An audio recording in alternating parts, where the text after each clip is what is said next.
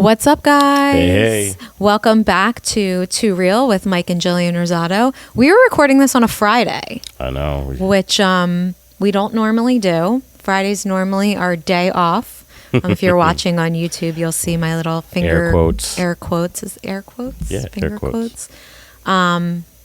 Because we still end up working on our day off. But we were leading a training for Tuesday, Wednesday, and Thursday of this week. Wednesday's usually our shoot day, but the training you were leading, I was organizing, and it was taking place in this room where we record. So we couldn't do Wednesday morning. And it's easy to just be like, oh, well, we'll just do 2 and make them go live the day of. And And I'm like, nah, let's just get it done. Like, let's just come in on Friday. It makes me get up and get out of bed early, and we're recording it, and we're here. And it's been rough. Excuse me. It's been rough. Mike recently. has a frog in his throat, so he sounds deeper than normal. Right. But it's been interesting getting up recently because I feel like we live in Seattle the last couple days. It's been super rainy here. Yeah. And I like, as much as I say that I'm a disciplined person, I've fallen off a lot recently. But I'm reading a book about discipline right now. So I've been forcing myself to get up at 5:30 every day, work out. Like, I have my order that I do my things. And with the rainy mornings, it's made that really difficult. But like, my alarm goes off and I'm like, I know once I lift my body out of this bed, because I keep my alarm across the room to go get it, I'm not allowed to get back in bed. Like, not allowed. And I just start moving. But this Seattle weather has not made it easy, which makes me think, like, I don't know how people live in Seattle. Love Seattle. When we were there, we loved it. But we were there, like, in August. Like, it was not the rainy season. Yeah. It was, like, mid to high 70s. It was perfect. Not humid. Totally vibe with Seattle. Yeah, but then everyone's like, yeah, but the rainy season. I'm like, yeah, no, thank you. Yeah. I'm dying for the sun right now. I think we had, like, one day of, like, half sun this week, and it's been brutal. I think I want to do a podcast on discipline, but on a better week, because I've not been disciplined. I've been giving myself up to excuses like my back hurts, my elbow hurts, my throat hurts. Mm-hmm. So one day you could just destroy me. Okay. With I won't destroy you. I want you to read this book that I'm reading, but what's the name of the book? It's called Discipline is Destiny. It's by Ryan Holiday. He did the Daily Stoic and that whole series, and the book is excellent. And it's split into little chapters, and each chapter is like a couple pages. So I'll read a couple chapters each morning as part of my disciplined routine. But really good insight onto, it's all around discipline and temperance. Yeah. And when it comes to your mind, when it comes to your body, and when it comes to your surroundings. So it hits so many different angles, and he uses so many examples of historical figures and stuff like that. And it's just it's really, really good. I usually post a page of it on my Instagram story each morning. And every time I do, at least 3 people message me like, what book is that? What book is that? I need it. But yeah, I think you should read it. I think it's excellent. I know I need it, but I don't want it. But I know I need it. Yeah. That's another podcast in itself. Another podcast. What are we talking about today, though? This is, I don't know if you know this. This is episode 26. 26? Did you know that? No, I did not. Yep, this is episode 26, and I panic sometimes. Like, I think the thing I fear the most about these podcasts is like us repeating a topic. Well, I think we've talked about discipline before. I was thinking when you were like, last week when you were like, we should do an episode on discipline. I feel like we've done one before. Oh, man. Well, today's topic is, I didn't go through with the lens of looking for discipline. I went through the lens of looking for, have we ever talked about expectations? So I scrolled real quick. I'm like, have we ever talked about expectations? We haven't. But my nightmare is going to be one day someone's going to be like, hey, you covered this topic before. And my response is, we're going to have to start tracking that. Shut up, because I'm in my 40s and I'm going to forget stuff from time to time. It's no excuse. There's no excuse. No excuse. But I do want to talk about expectations. I think 'tis the season, man. I've been counseling and helping some couples. I'm doing premarital counseling with one couple. And the big topic is, they don't know it. They don't have the language for it. But I think the big topic is expectations. I think when you're not clear with each other's expectations of one another, it causes so much tension, yes. and drama. Yeah. And then if you couple that with a lack of good communication, it can become a nightmare. Yeah. Right. So I wanted to kind of process that and talk about what are some bad expectations that we have on each other. And I'm going to give Jill open permission to sprinkle commentary of our personal life, you know, maybe where I have not met her expectations because we are too real. Yeah. And we're going to be real. Are you going to edit out every time you clear your throat on this? Should I? I should. No, you shouldn't actually, because one of our listeners messaged me the other day and was like, when you yawned on the podcast last week, I yawned. It made me yawn too. And I was like, that's really funny, because I had just been watching it and I watched the yawn and I thought to myself, Mike didn't edit that out. Like I like clearly yawn audibly. And I was like, wow, that was too real. Too real. I ain't got time to make it look pretty. Yeah. Yeah. So if you ever think like we're literally a one take in and out. Yeah. Done. It's I don't think unless someone were to walk in this room and interrupt us, we just keep going. Yep. And that's why you get all the tangents. All the tangents. Because I go on a ton. You're welcome. So I think the number one bad expectation is an unrealistic expectation when you have on someone else. Yeah. When you know, like, it's unrealistic. I was preaching on this a couple of weeks ago. I think unrealistic expectations are unreachable expectations. And if they're unreachable expectations, you are setting yourself up for disappointment. You are. You're setting yourself up for hurt. You're setting yourself up for disappointment.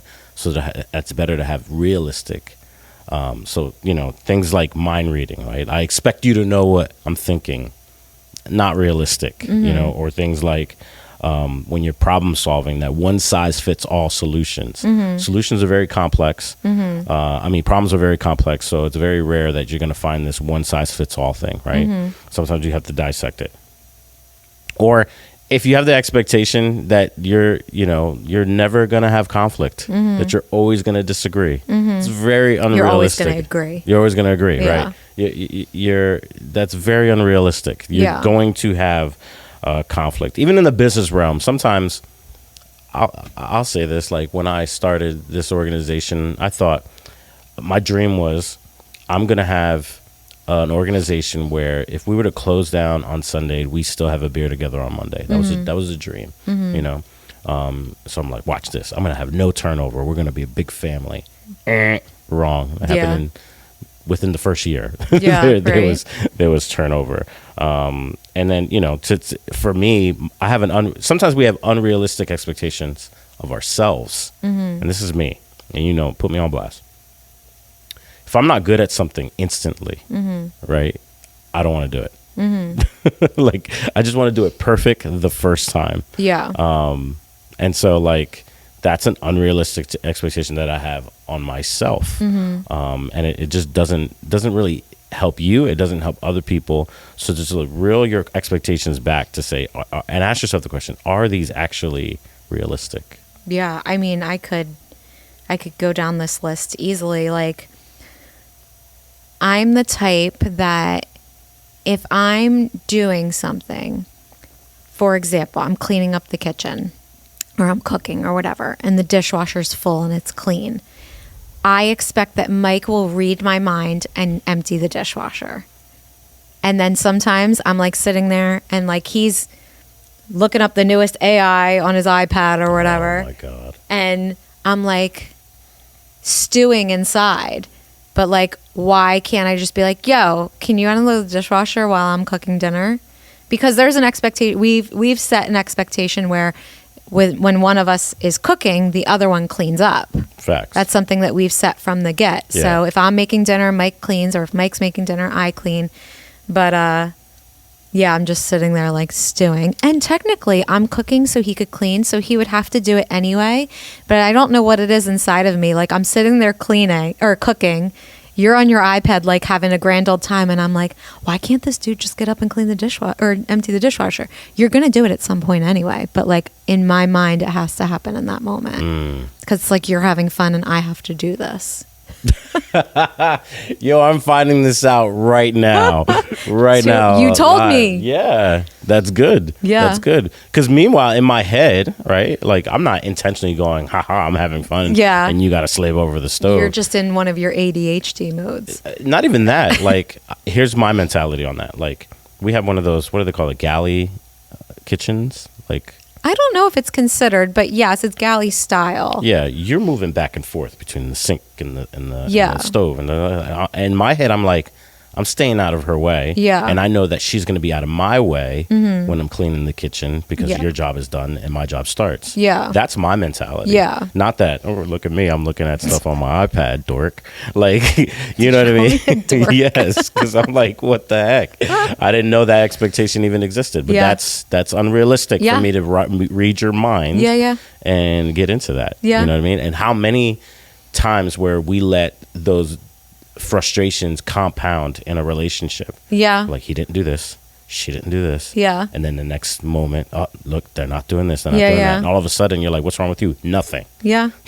Yeah. And you have an attitude for like, and then it takes the other person off guard, right? Yep. Which leads me to the second bad expectation is unvoiced expectations. Yeah. Like, just say it. Yeah. And then you give that person an opportunity to be like, nah, I'm not willing to do that. Yeah. Or I can't do that. And here's why I can't do that. Or whatever. You know what I mean? But unvoiced expectations are just as bad as unrealistic expectations. Yeah. Here's one. You wanted personal. I was complaining about this to my friend Kim the other day.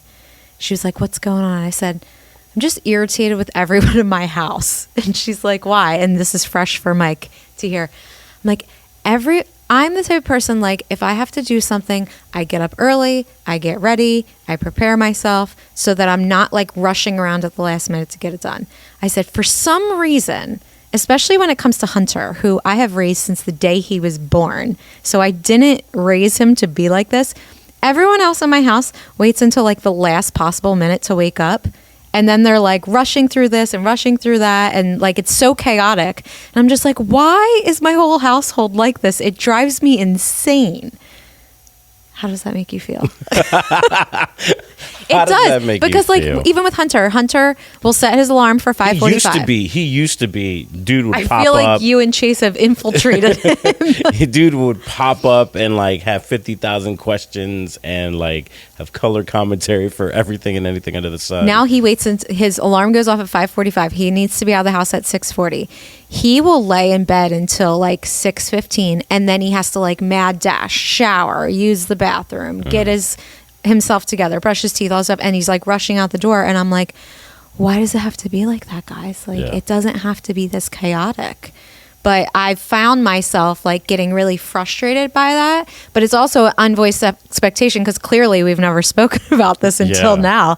But I'm like, it'll make you stew inside and make you like get irritated, and the other person has no idea why. But then you're just like, you should, and then it goes back to unrealistic. Like, you should just know, right?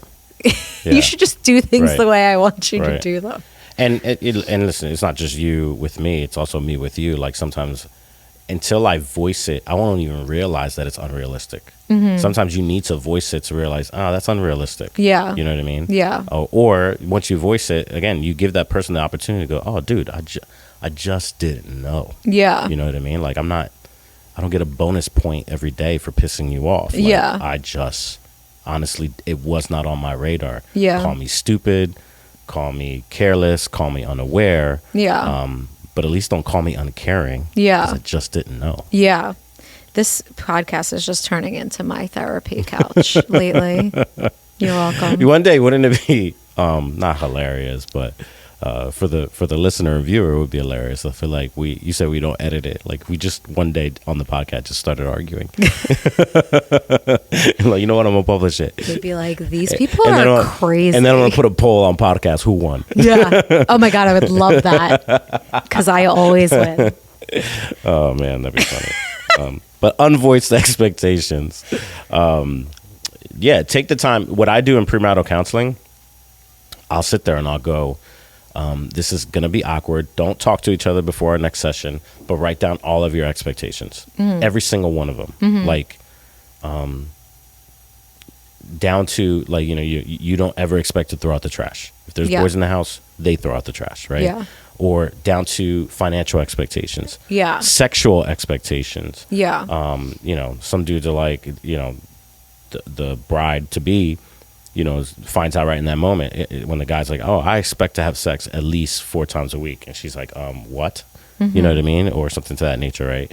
Or, hey, I expect to be wooed, or taken out on a romantic date once a month, and those kind of things. Like, so much discovery happens in that session. Yeah, for sure. Especially those who are thorough with their expectations. Yeah. But what I'm doing is I'm creating space for them to vocalize as many expectations as possible, and to give them the process of, and I tell them, hey, even 5 years, 7 years, 10 years down the line, revisit your expectations of one another, because they'll change too. Yeah, right. For sure. Because especially when you have kids, your expectations are going to change. Yeah. But to keep them voiced, because unvoiced expectations is set up for disaster. Yeah.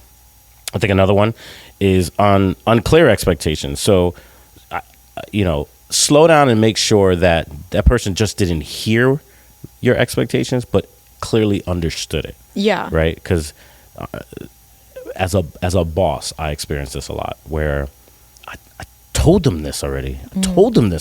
Why do I have to say it again? Yeah. And then I go and say, hey, remember I said this?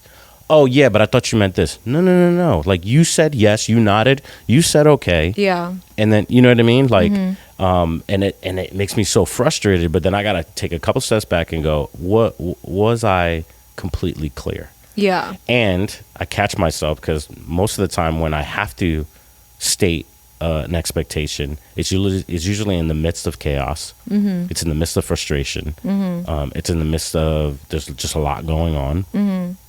So I know I'm very vulnerable for either I didn't use the right words, or in the moment they're looking at me, but in their minds they're distracted and wandering because of the chaos.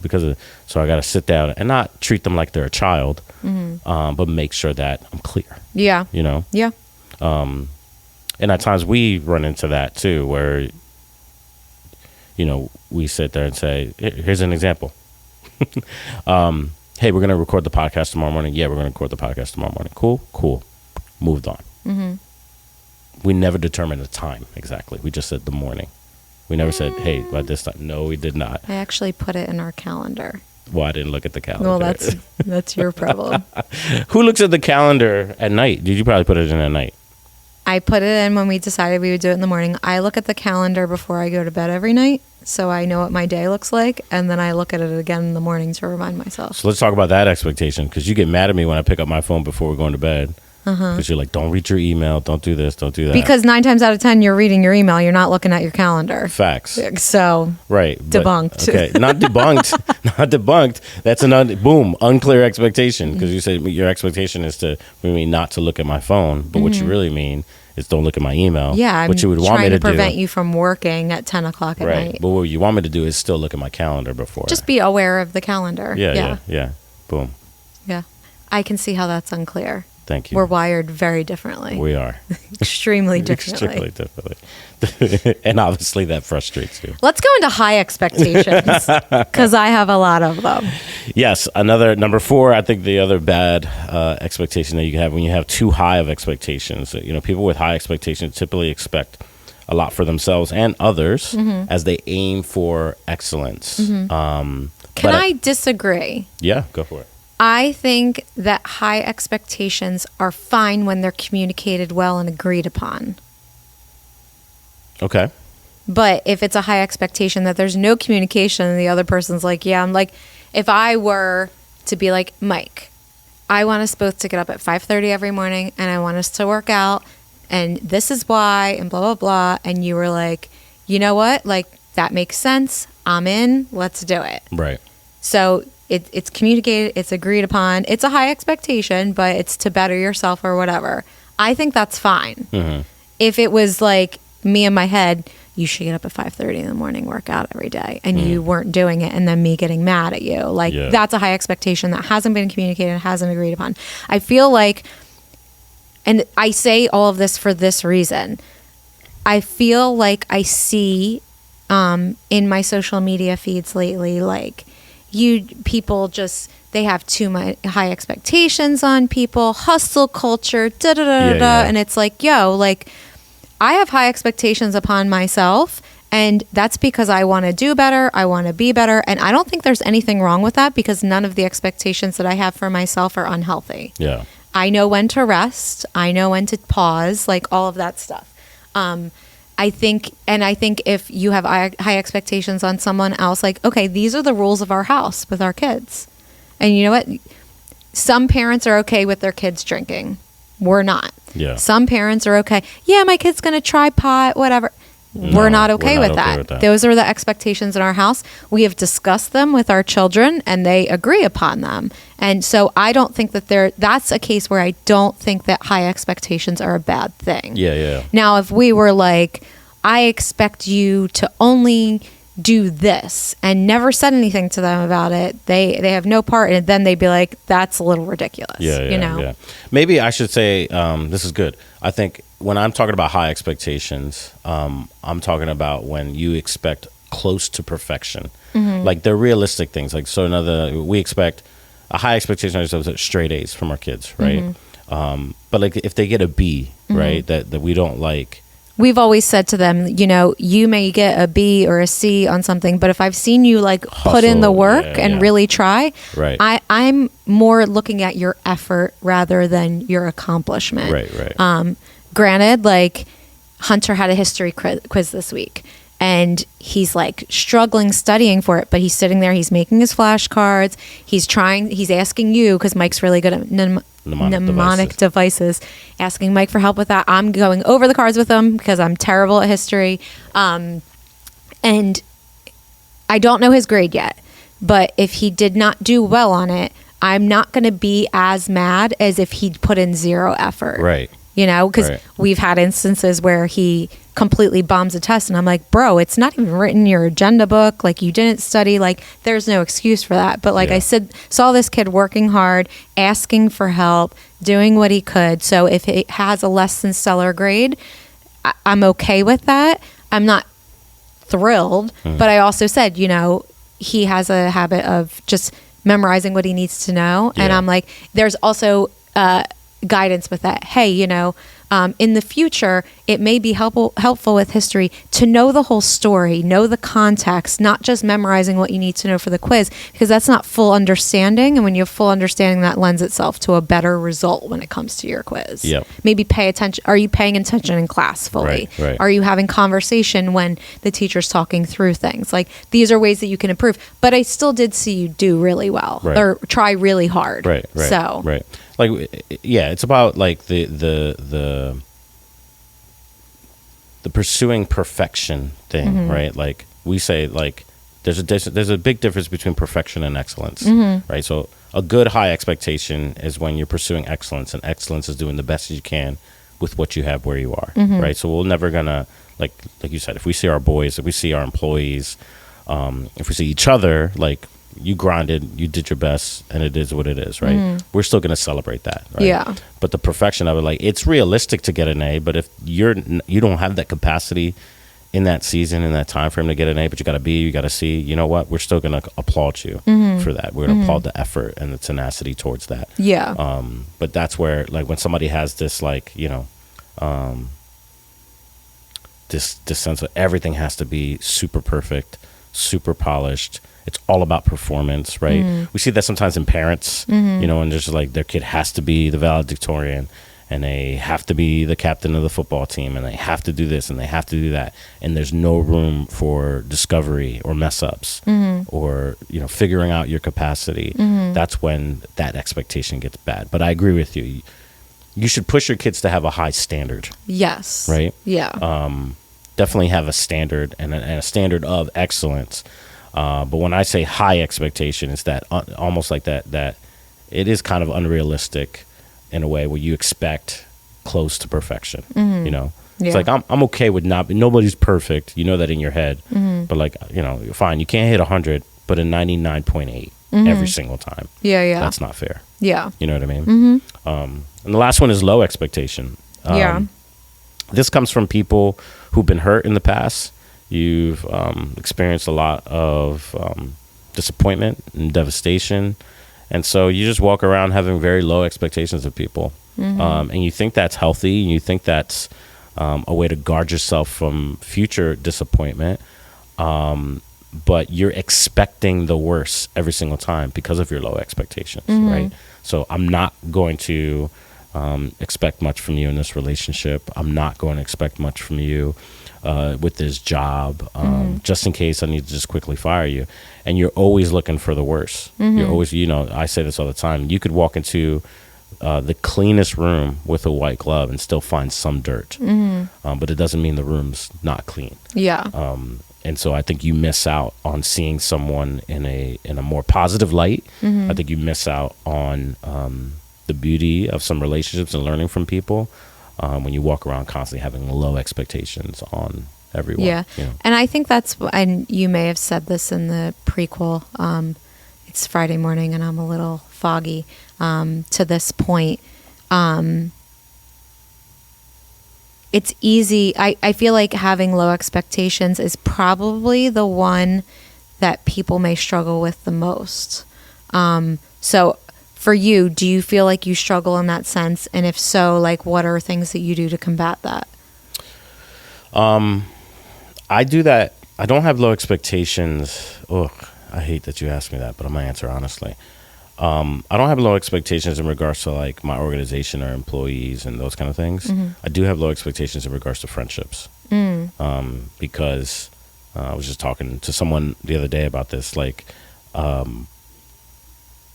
have low expectations in regards to like quantity of time with each other, right? So that like when you're busy or I'm busy, I'm not disappointed. I have low expectations of, the amount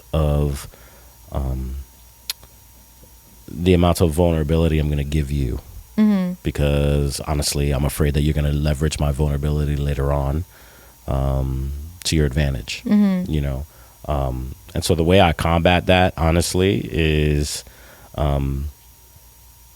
to constantly stay in risk. Like, I know that everyone that I look up to from afar, all the leaders that I looked up to, a main quality is not just talent, it's not just hustle, it's not just charisma. People who are successful get comfortable with taking risk. And I can't just take risk on things, I also need to take risk on people. So that helps me when I'm struggling with my low expectations. How about yourself? I wasn't prepared to answer that. I just wanted to ask you because I feel like I've been talking a lot. No. I think low expectations kind of goes hand in hand with being like cynical or pessimistic or negative. And I do, some people may be surprised to hear this. I do lean very cynical, very negative at times. And it's just been mindset reframing. Like, it's very easy to be like, I asked Hunter to take the trash out. And I can go out to leave for work in the morning and be like, I bet you he didn't take the trash out. Right. But I have to actually stop and say, okay, he probably did take the trash out. Why wouldn't he take the trash out? Of course, I asked him to. Why wouldn't he? And there are going to be times that he didn't. And I have to stop and instead of being like, see, he didn't do it, I have to stop and say, he's a 16-year-old kid. Yeah. He literally just rolled out of bed 5 minutes ago. Right. Going back to our further point. It happens. I'm not perfect either. Right. And like, I think it's just that reframing of we're always so quick. And I think you said this in last week's podcast or in a meeting we're in. They all blur at this point. We're always so quick to spiral down. But what does it look like to spiral up? Yeah. Instead of, I used to be so quick, like, what's the worst that could happen? Like, what's the best that could happen? I think sometimes you can really reverse that so that whether someone lets you down, however you want to define letting down, because that's up for interpretation as well. Yeah. But I think if you just assume positivity, assume what's best. And I don't want to get onto the whole toxic positivity garbage. Like, shut up. Don't at me. I don't care. Do you see the irony? Yes. See? Don't talk to me about that toxic positivity BS. But like, what if we all just stopped and spiraled up, thought what's the best thing that could happen? Like, I think it could really get rid of a lot of the expectation irritances and stuff like that. Yeah, 100%. You ready? Since you surprised me so much with information, I'll leave us with one surprise. One thing that frustrates me is when you ask me to do something that I'm going to do, and it feels like you robbed me of being like, I did that without you asking. You know what I mean? Example, you were like, hey, make the bed before you leave. And I was like, daggone it, I was going to do that. I didn't say, hey, make the bed before you leave. I said, hey, can you make the bed before you leave? Right, but either way, like, you're asking me something that I was going to do anyway. Yeah. And I was just like, like that, you robbed me. Like, so I know you have a low expectation. You didn't expect me to make the bed, right or wrong? No, I didn't, right. because justify it. Because you woke up late. I'm not feeling well, and then you dude. seemed... And again, you weren't feeling well. Yeah. You seemed frantic when I was leaving because you're like, I'm going to get ready really quick. Da, da, da. I didn't realize the time. I'm like, yeah. And I was just thinking to myself, I was like, well, I'm going to ask him to make the bed so that I don't come home irritated that the bed's not made because it's something that I just appreciate each day. Yeah. It makes me feel like the world is safe. And I'm going to ask him. I'm going to ask him rather than being irritated later. Yeah. And I did. You normally will You normally get up after me, so you'll normally make the bed, or I'll just jump in and do it when you're in the shower. But it's very seldom that I come home and the bed's not made. But I was just like trying to pre-navigate that later irritation if it was a possibility. Yeah. So let's vocalize right now. See, but like this is the thing. This is like, I'm going to let you into my crazy. And you know my crazy, but like all of you, I'm going to let you into my crazy. Grab your coffee, folks. I have a reminder on my phone for 6:30 every morning that says make bed. Because I like a made bed. And if you read the book, Make Your Bed, there's a lot of great psychology behind it. I've heard that. But actually, we have it at home. You can borrow it. Hunter read it too. Yeah. But yeah, so like you saying like you want to do things without like me asking you to, and you want to like feel like the happiness that it brings me. It brings me happiness anyway, because like sometimes I'm asking you because I have crazy reminders on my phone to do things. Yeah. So I'm just asking. You don't think it makes you just a little more happy when I do it without you asking? It does. All right. But so you robbed me of that slightly more happy, opportunity. but I'm still happy regardless. I hear you, but yeah. So let's make a realistic, voiced, high expectation right now on camera. On audio. I expect the bed to be made every day. Yes. If you're up after me, whoever's the last person to get out of bed. Yes, because makes the bed. Sometimes it is me. Yeah. I think I slept till 10:30 last Saturday. Yep. It was like a rainy Saturday. Tomorrow it's going to be you. So no, I'm getting up early tomorrow. I have a lot to do before we're going to see Chase at school. It's parent visitation day. But I have things I want to do before that, so I'm going to get up early. Okay. But anyway, whoever's up last will make the bed. And then if the bed is not made, then I can get frustrated. Sure. Okay. We agreed upon it. We communicated. It is not a high expectation. I can't reach you because I'm like... Was that corny? Probably. Whatever. This is just real life. Too real. Too real. All right. That's what we're going to stop now before like you really can't stand us. But that's it for this week. If you like the podcast, if you identify with the podcast, if you have comments about the podcast, hit the subscribe button, hit the follow button, hit the like button, hit the dislike button, hit the comment button, not whatever. The dislike button. But like, don't you dare. Whatever. If they don't like it, they don't like it. Spiral up. Yeah. If you don't like it, spiral up. But just leave us your feedback. We want to hear what you guys are enjoying. If there is a topic that you would like for us to talk about, leave that in the comments as well. And when you see our reels post up, share them, post them to your stories, whatever you want to do. We will be back next Wednesday. But until then, YouTube, Spotify, Apple, Google, iHeartRadio. No SoundCloud. No SoundCloud. I don't know what the I'm other not a ones rapper. are. But they're on all those places. So check us out. Check us out on YouTube. You can see our faces. And we will see you next Wednesday. Too Real. Peace. Bye.